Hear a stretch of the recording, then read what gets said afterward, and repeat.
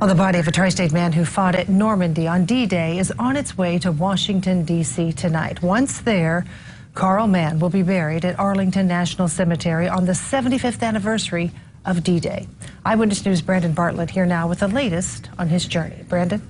Shelley, Carl Mann died in March at the age of 96. He was from Mount Vernon and was a veteran of World War II. He earned 3 Purple Hearts and 7 Bronze Stars. And on Thursday, he'll be buried in Arlington National Cemetery 75 years after the invasion.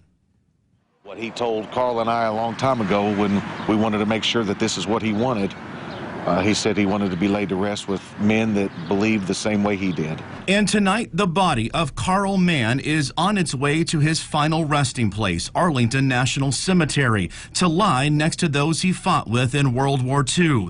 His body left Pierre Funeral Home this morning and was escorted to Louisville by members of Rolling Thunder. From there, he'll be flown to the nation's capital. He wouldn't want to have all this attention, but if there's going to be an attention, he wants it to all the 16 million who had invested themselves in our freedom with D-Day. Mann's sons, Carl and Miles, say their father suffered from the effects of war every day of his life, something his son Carl related to as a veteran himself. Dad and I understood.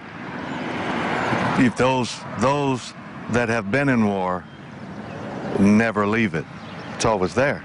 It's a subject his sons say he rarely talked about, but that changed about 12 years ago. And it was as a result of one of his grandchildren asking him whose side we were on in the Second World War. And that's when he realized, wait a minute, those that are still here need to tell the story or it's not going to be told.